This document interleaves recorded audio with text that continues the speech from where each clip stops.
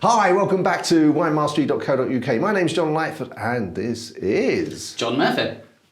And we're here to tell you all about wine, hopefully help you find the wine, if not the wines that you will absolutely love, the wines that you will look forward to, the wine, whether it's right for having some fish and chips with, or spam and beans on toast, or whether it's for that very special meal that you've cooked with cordon bleu excellence. We hope to find that right wine, or those right wines, for you. I'm actually thinking now, what wine would go with spam?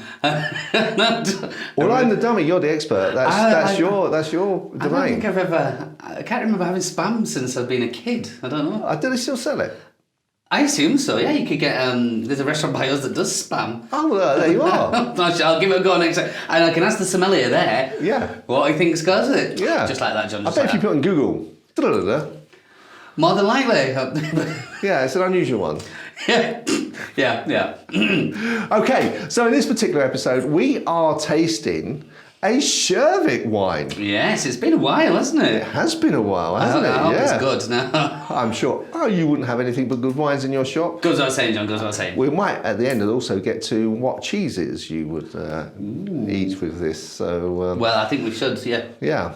So, Pinot Noir. This one is from Marlborough, which is in New Zealand. Well, I know it's from your shop, but originally it was produced. That's right. And I understand this one's gone through quite a process. I understand from the research that we've done, or you've done, is that there is like 3 different vineyards, and they merge the 3 together. Apparently so, yeah. Different grapes from the 3 different vineyards. So I think probably the grapes would have different qualities, which would obviously then layer onto into the wine, or should show in the wine. And they also are very careful about the way they mostly de-stalk, but then they use a few stalks to try and give it some flavour and taste. So it seems like a very grueling kind of process. It does. It seems like they go to an awful lot of effort. Yeah. So let's hope that it's worth it. I'm sure it will be.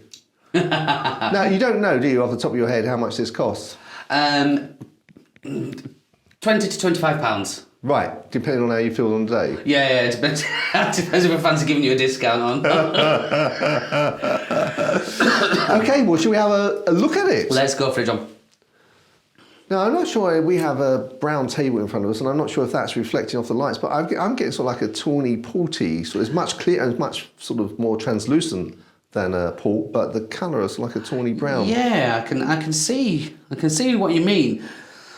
For me, it looks like raspberry juice, and it has. But I can see that brown that you're talking about. Yeah, definitely, it's definitely in there. Because I've got nose. Okay. Oh, Pinot Noir. Yes. Pinot Noir, yeah. This and champagne are probably the only wines that I think I'd be able to get to in a blind tasting. Yeah. And the champagne only because the bubbles would hit my nose when I did that. Yeah, you'd have to know from that, wouldn't you? But, no, it's beautiful Pinot Noir. Yeah. It smells delicious. It has almost a smokiness about it on the finish. It's like, has that foisted kind of smell I like in that. Yeah, for such a light wine, and I guess you can chill Pinot Noir, can't you? You can, yeah, some Pinot Noirs. For such a light wine, it has sort of that, as you say, that smokiness, that sort of countryside sort of smell. It makes me think more of a wintry wine, if you know what I mean. Yeah. You can imagine drinking this in front of a log fire, but equally, it's refreshing, it's light, it's not as heavy. And you could be on the lawn with the butter. Oh. From one to other. But we've said this before, Pinot Noir is one of those really unusual grapes where you can get very light, very easy things, very, very easy wines going up to some really big, powerful ones. So it's quite unique in that respect. And it's always one of the more expensive wines, isn't it? Because Pinot Noir quite difficult to grow and to harvest. I'm not 100% sure. I know it's got fairly thin skin, so whether that's going to be whether it's more difficult to grow that way, we'd have to. Well, I mean, if someone complains about it, they'll get upset. So they haven't got thick skin. Are we going to be carrying on like this, John? No, we better not. Right, I'm going to give it a taste. So am I. Oh.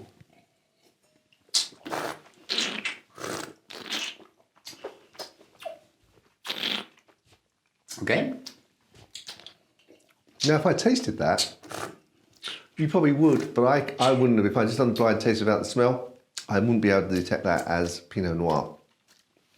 It's kind of, so after sort of swallowing it, and then all of a sudden the roof of my mouth, I'm getting that sort of, you know, that Yes, I know that. I know that well. I think it starts off quite sharply and spicy, but it soon tones that down. Yeah.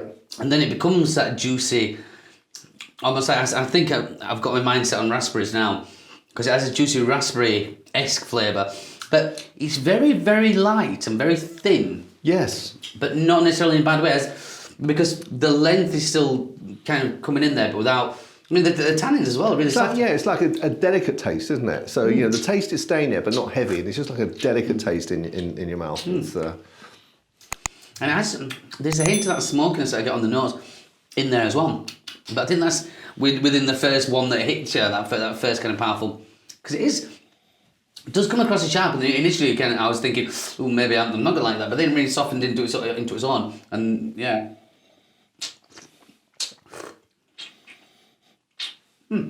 I reckon I could enjoy that. I reckon I could enjoy a lot of that. But now price-wise, talking £20-25. yeah.